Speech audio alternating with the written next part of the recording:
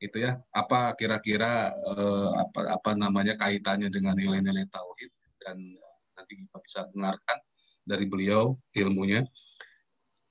Yang sharing Pak Yudi atau dari panitia? Saya. Siap, mangga. Waktu dan tempat kami persilakan Pak Dr. Yudi. Baik, terima kasih Kang Al. Apakah sudah dapat diterima? Siap, sudah. Sudah ya. Bismillahirrahmanirrahim. Assalamualaikum warahmatullahi wabarakatuh. Siap. Assalamualaikum warahmatullahi. Alhamdulillah wa syukurillah ala ni'amillah la haula wala quwwata illa billah. Bismillahirrahmanirrahim. Rabbana atina min ladunka rahmatan wa hayyi lana min amrina rasada. Rabbi zidni ilma warzuqni fahma. Rabbi shrah li sadri wa yassir li amri wa hlul 'uqdatam min lisani yafqahu qawli. Allahumma shalli ala sayyidina Muhammad wa ala sayyidina Muhammad kama shallaita ala sayyidina Ibrahim wa ala sayyidina Ibrahim wa barik ala sayyidina Muhammad wa ala sayyidina Muhammad kama barakta ala sayyidina Ibrahim wa ala sayyidina Muhammad innaka Hamidum Majid. Alhamdulillah, syukurillah kita bertemu di sini.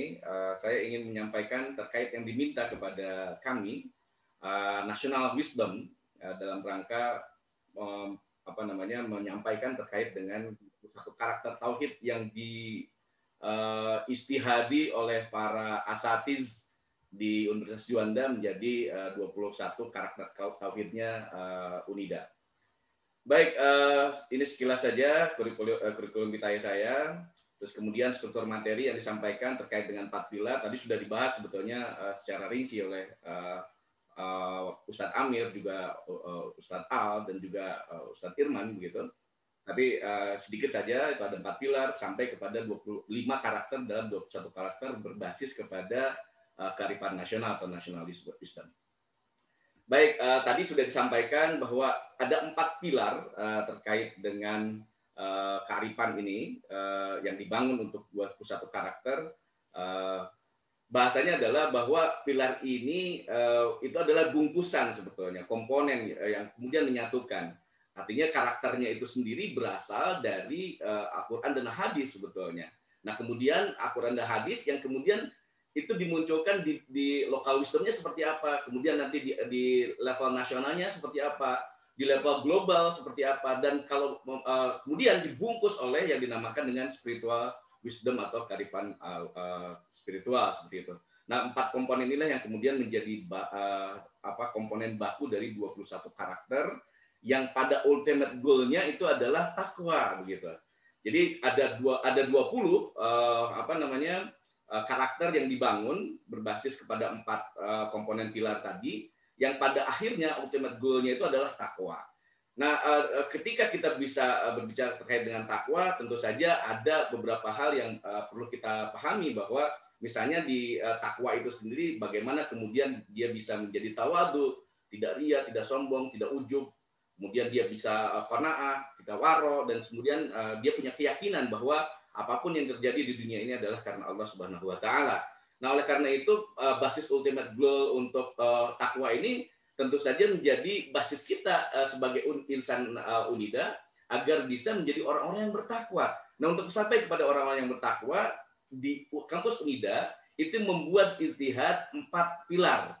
Salah satunya itu adalah national wisdom yang kemudian dimintakan kepada saya untuk bisa disampaikan kepada mahasiswa dalam hal ini. Tadi sudah disampaikan di awal oleh Pak Amir, ini menyangkut kepada keseluruhan insan UNIDA, dari mulai dosen, kemudian ada tendik, kemudian sampai kepada mahasiswa.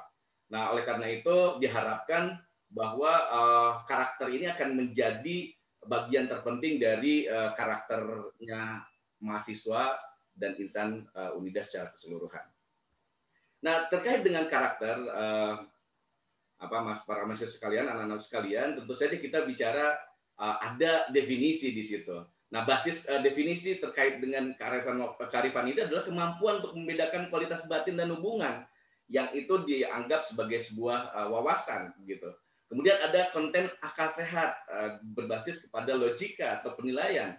Lalu kemudian ada komponen yang keyakinan yang diterima secara umum begitu. Walaupun kemudian tidak diterima menjadi kebijaksanaan yang diterima di antara banyak sejarawan itu ditentang gitu. Terus ada akumulasi pembelajaran filosofis atau ilmiah, dalam konteks ini adalah pengetahuan. Kemudian ada menjadi sikap, keyakinan, dan tindakan yang di sana, dan biasanya itu berbasis kepada ajaran bijak kuno terdahulu begitu. Dalam konteks ini kalau kuno bahasa kita adalah bukan kuno sebetulnya, yang universal yaitu Al-Qur'an dan hadis yang kemudian diajarkan oleh baginda Rasulullah Shallallahu Alaihi Wasallam. Nah kemudian bagaimana kemudian wisdom itu sendiri diartikan secara secara harfiah begitu, yaitu adalah pengetahuan yang didapat dengan memiliki banyak pengalaman dari hidup. Artinya apa? Bahwa kearifan itu berbasis kepada pengalaman hidup. Misalnya begini, di Sunda itu ada disebut misalnya local wisdom untuk pengolahan sumber daya alam. Nah, salah satunya adalah disebutlah hutan larangan begitu. Nah, hutan larangan berarti kan kemudian dinyatakan itu harus dikonservasi. Kenapa dibuat hutan larangan? Dibuatlah sedemikian rupa kearifannya bahwa itu ada tumbuhan, kemudian di situ ada penunggunya dan sebagainya, sehingga membuat orang itu tidak mau datang. Nah, itulah salah satu sebetulnya adalah proses pengalaman hidup agar supaya orang yang ada di sekelilingnya itu menghargai keberadaan dari kearifan lokal yang dinamakan dengan pengolahan sumber daya berbasis masyarakat itu. Nah, kemudian ada juga yang kedua adalah kemampuan alami untuk memahami hal-hal yang kebanyakan tidak didapatkan atau tidak dapat dimengerti orang gitu. Artinya apa? Bahwa kemampuan ini biasanya didasarkan juga oleh kemampuan dia untuk kurius begitu. Nah, ini penting bagi kita sebagai mahasiswa itu untuk kurius. Ketika kita kurius maka kita ingin mencoba untuk mengetahui. Ya, kan kalau tidak kenal maka ta'aruf, kalau bahasa Udida kan seperti itu. Oleh karena itu ta'arufnya itu dalam konteks itu dengan apa? Tentu saja kalau kita ingin mengetahui tentang keberadaan Allah Subhanahu wa taala, kita bertaaruf dengan salat dan sebagainya yang terkait dengan pendekatan kita kepada Allah Subhanahu wa taala.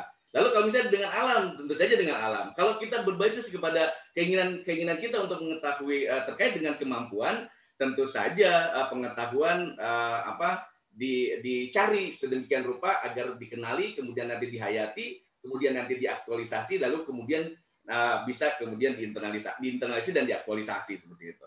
Nah, berikutnya adalah pengetahuan tentang apa yang pantas atau masuk akal, artinya penilaian berbasis pada penilaian yang baik. Itulah yang konteks ini adalah terkait dengan wisdom ya. Lalu bagaimana dengan konteks Indonesia? Nah, national wisdom dalam hal ini kearifan nasional bisa diartikan seperti ini, nilai yang selama ini telah dikenal, dihayati dan diamalkan serta diinternalisasi. Jadi menjadi mendarah daging dalam setiap individu rakyat Indonesia, menjadi karakter bangsa begitu. Sehingga apa yang didapat dalam hati, pikiran anak bangsa itu menyatu. Kalau bahasa lokalnya itu manunggal dengan setiap apa yang diucapkan dan setiap tindakan apa yang dilakukan oleh anak bangsa tersebut. Nah, inilah yang kemudian dinamakan oleh sebagai national wisdom, pengertiannya begitu ya. Nah, kita coba masuk kemudian national wisdom yang dimaksud ada 5 komponen, yaitu adalah nasionalitas, kemudian yang kedua itu adalah integritas, kemudian yang ketiga loyalitas, kemudian yang keempat adalah respeksitas, yang kelima adalah kapasitas. Nah, 5 komponen inilah yang kemudian dijadikan sebagai izdihasnya UNIDA agar supaya basis ketauhidannya itu bisa mengarah ke sini begitu. Ya, bagaimana kemudian nasionalitas kita bahas satu-satu misalnya, itu misalnya tetap kita bahasanya adalah bahasa Al-Qur'an begitu. Ya, ini disampaikan oleh Pak Rektor bahwa disebutkan di dalam surat Al-Hujurat, wahai manusia, a'udzubillahi minasyaitonir rajim, ya ayyuhan nasu inna khalaqnakum min dzakari wa untha wa ja'alnakum syu'uban wa qabaila lita'arafu. Inna akramakum indallahi atqakum innallaha alimun khabir. Dalam surat Al-Hujurat ayat 13 menyatakan bahwa wahai manusia, sungguh kami telah menciptakan kamu dari seorang laki-laki dan seorang perempuan. Ya, ini penting nih, bahasa reproduksi, nggak mungkin sendirian kecuali yang sudah dimujizatkan oleh Allah Subhanahu wa taala. Kemudian kami jadikan kamu berbangsa-bangsa. Ini bahasanya bangsa-bangsa tanah air. bersuku-suku, ada bangsa-bangsa, ada tanah air, ada kemudian suku-sukunya masing-masing begitu. Ada suku Sunda, suku Jawa dan sebagainya. Kebetulan kita ada di daerah Bogor, yaitu sukunya suku Sunda banyaknya. Maka kenapa kemudian yang diambil adalah local wisdom berbasis kepada bahasa Sunda. Ya, bersuku-suku agar kamu saling mengenal. Sungguh yang paling mulia di antara kamu di sisi Allah ialah yang paling bertakwa. Sungguh Allah Maha mengetahui dan Maha teliti. Nah, ini adalah salah satu ujah kita bahwa nasionalitas berbasis kepada Al-Quran dan hadis itu terdapat di surat Al-Hujurat. Lalu kemudian yang kedua, bahasa hadis diriwayatkan oleh An-Nasai, disebutkan, ya Allah, jadikan kami mencintai Madinah sebagaimana kami mencintai Mekah. Artinya ada dua, waktu itu kan negeri itu ya, bahwa itu adalah tanah air. Dulu Rasulullah SAW berada di Mekah selama hampir 53 tahun seperti itu. Lalu kemudian berhijrah ke Madinah.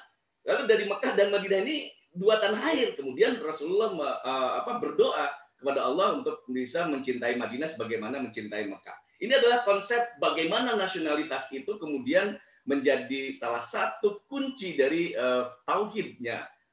Tauhid yang kemudian kita bangun berbasis pada nasionalitas ini.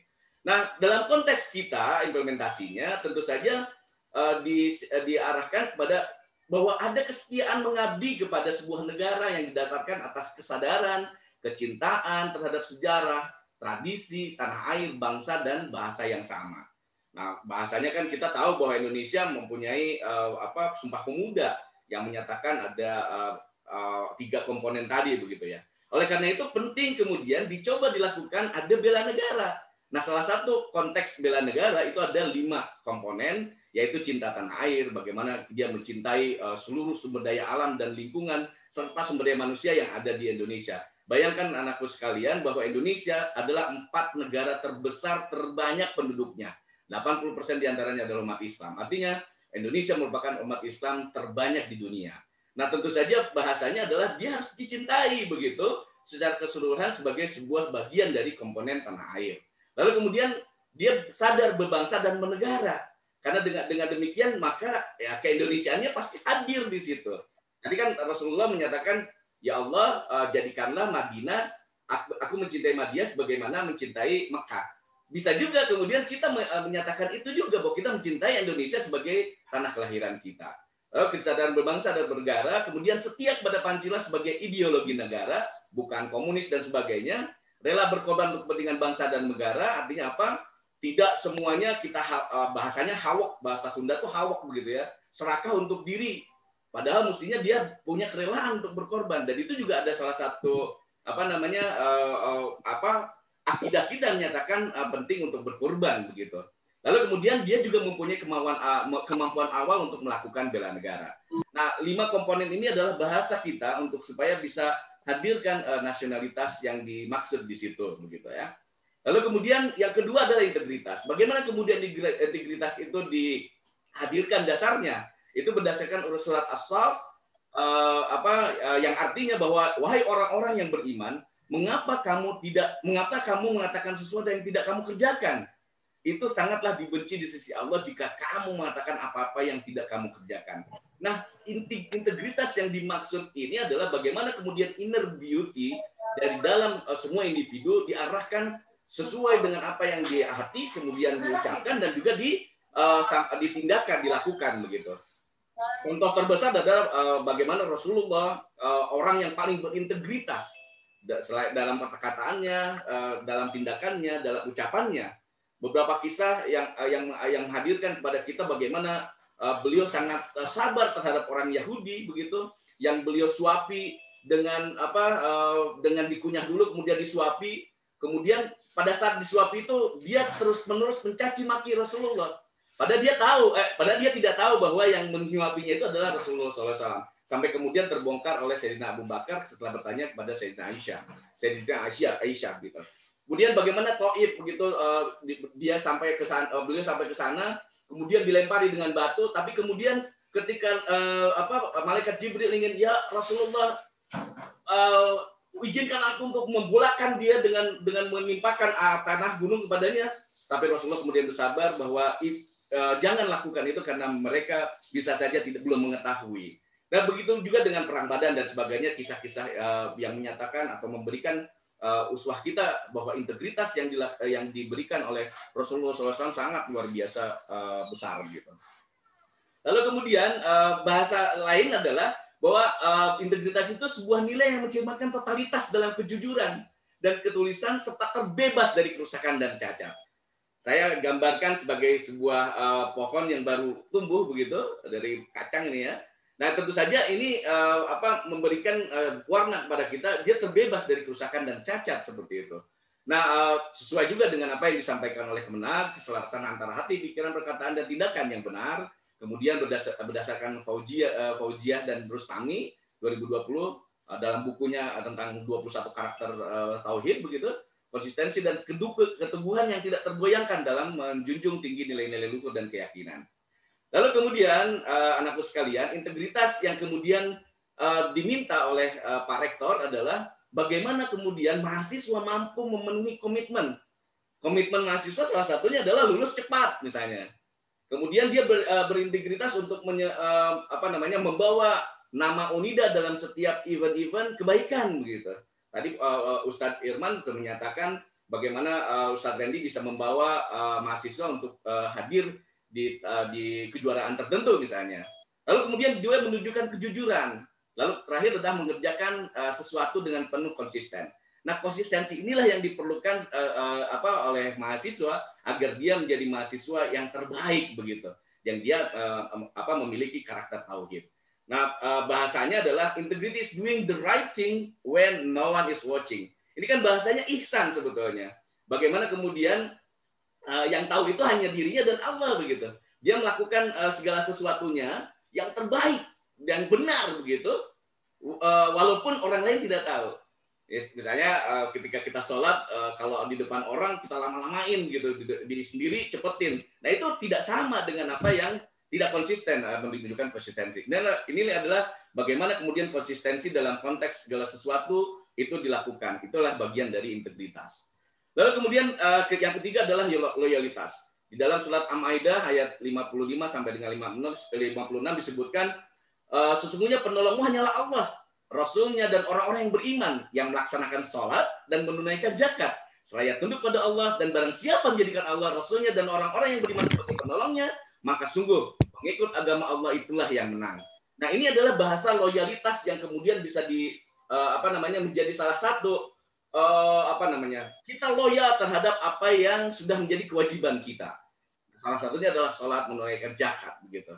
Nah, di sisi lain misalnya dalam konteks Fauziah dan Rostami, pengertiannya adalah sikap mental yang menunjukkan kesetiaan terhadap sebuah komitmen yang diiringi dengan kecintaan dan kesediaan berkorban serta menjaga hubungan yang abadi. Nah, bahasa lain adalah nilai yang dimiliki dan ditunjukkan untuk memberikan dukungan penuh dan terus-menerus secara konstan untuk seseorang atau suatu negara. Dalam hal ini adalah negara. Nah, bagaimana dengan UNIDA? Nah, tentu saja bahasanya adalah kita sebagai mahasiswa itu yakin bahwa saya adalah mahasiswa, maka loyalitas saya adalah sebagai mahasiswa UNIDA. Maka saya harus menjaga marwah UNIDA baik di dalam maupun di luar. Nah, salah satunya adalah dengan berkarya lebih baik, menghasilkan prestasi yang lebih gemilang seperti itu. Nah, tentu saja saling dukung mendukung. Lalu kemudian berikutnya adalah respeksitas. Bagaimana kemudian respeksitas ini? Di dalam surat Hujurat ayat 11 disebutkan wahai orang-orang yang beriman, janganlah suatu kaum mengolok-olok kaum yang lain, karena boleh jadi mereka yang diolok-olok lebih baik dari mereka yang mengolok-olok, dan jangan pula perempuan mengolok-olok perempuan lain, karena boleh jadi perempuan yang diolok-olokkan lebih baik dari perempuan yang mengolok-olok. Janganlah kamu saling mencela satu sama lain, dan janganlah saling memanggil dengan gelar-gelar yang buruk. Seburuk-buruk panggilan adalah panggilan yang buruk fasik setelah beriman. Dan barang siapa yang tidak bertaubat, maka mereka itulah orang-orang yang zalim. Nah, respeksitas ini, anakku sekalian, itu diistihadi menjadi salah satu karakter tauhid yang harus dimiliki oleh semua insan UNIDA.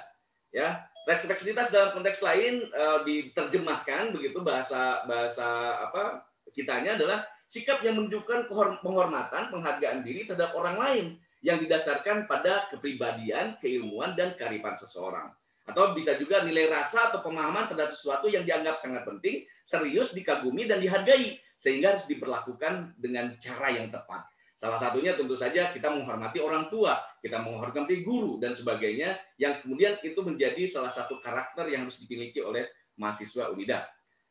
Nah, tentu saja Pak Rektor menyampaikan bahwa ada treat people the way you want to be treated, ya.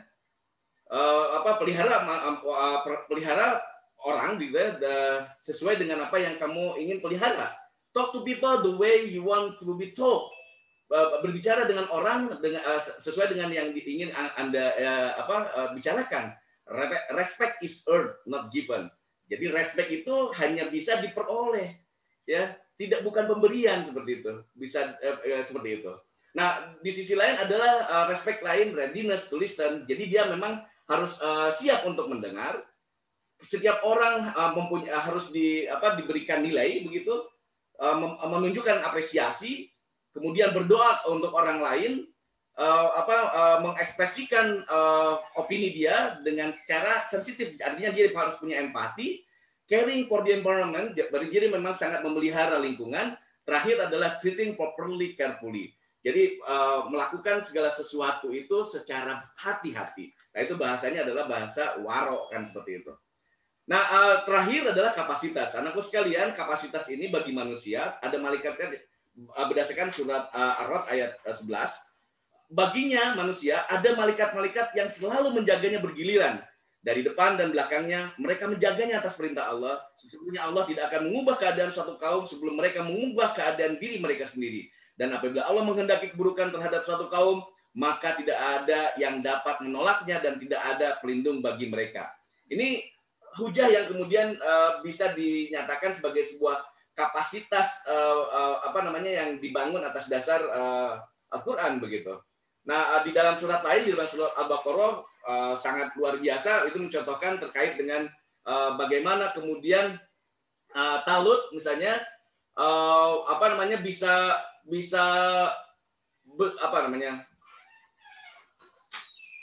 misalnya gini, Talut membawa bala tentaranya, dia berkata, Allah akan menguji kamu dengan sebuah sungai. Maka barang siapa meminum airnya, dia bukanlah pengikutku, kata Talut. Dan barang siapa yang tidak meminumnya, maka dia adalah pengikutku, kecuali seciduk dengan tangan. Tetapi mereka meminumnya kecuali sebagian kecil di antara mereka. Ketika dia, Talut, dan orang-orang yang beriman bersamanya menyeberangi sungai itu, mereka berkata, kami tidak kuat lagi pada hari ini melawan Jalut dan bala tentaranya. Mereka yang akan meyakini bahwa mereka akan menemui Allah berkata, betapa banyak kelompok kecil mengalahkan kelompok besar dengan izin Allah. Dan Allah beserta orang-orang yang sabar. Ini adalah soal kapasitas, soal kemampuan, soal bahwa dia merasa yakin kepada Allah, bahwa dia punya kapasitas untuk bisa tampil lebih. Dia punya kemampuan untuk bisa mengalahkan segala sesuatu. Ya, di Perang Badar kita tahu bagaimana kemudian pasukan kecil itu bisa mengalahkan pasukan besar misalnya. Ini juga di dalam Al-Quran disebutkan itu, contohnya adalah bagaimana Talut bisa mengalahkan Jalut dengan bala tentaranya yang besar. Lalu kapasitas dalam hal ini berdasarkan Fauzia dan Rustami adalah potensi yang dimiliki seseorang yang untuk menjalankan tugas dan tanggung jawabnya dari amanah yang diberikan. Salah satu tadi kan amanah yang diberikan oleh Talut adalah jangan meminum air gitu terlalu banyak. Akhirnya yang terlalu banyak itu menjadi tenggelam begitu. Maksudnya tenggelam itu dia tidak ikut dalam sebuah jihad fisabilillah seperti itu. Bahasa lain adalah kemampuan mental, emosional, dan fisik yang dimiliki seseorang untuk menampung. Bahasanya menampung tuh. Ibarat gelas tuh tampungannya seliter. Maka dia bisa seoptimal mungkin ya seliter saja tampungannya. Tapi kalau dia tampungannya besar, bisa jadi besar gitu. Menampung dan atau melakukan sesuatu dengan baik dan benar secara proporsional dan profesional. Oleh karena ini konteksnya kita sering mengenal ada yang dinamakan dengan capacity building.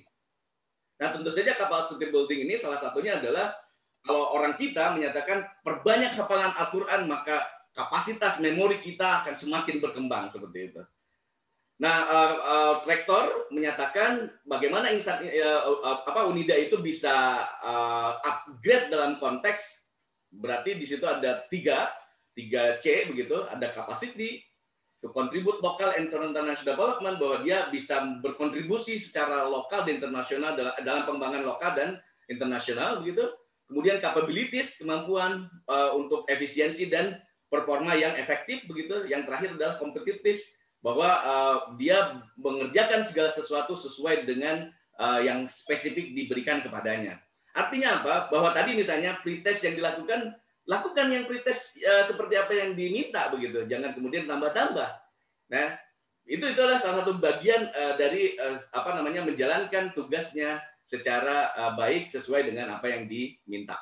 Maka kepada seluruh mahasiswa, dosen dan juga tendik, sesuaikan dirinya untuk bisa beradaptasi dengan seluruh apa yang sudah menjadi rule of the game dari Universitas Juanda. Kalau Udinda kemudian menghadirkan Ijtihad 21 karakter tauhid ini sebagai salah satu jalan menuju bertakwanya, menuju takwa dan pastinya nanti menuju surganya Allah, maka jalan itu sebagai sebuah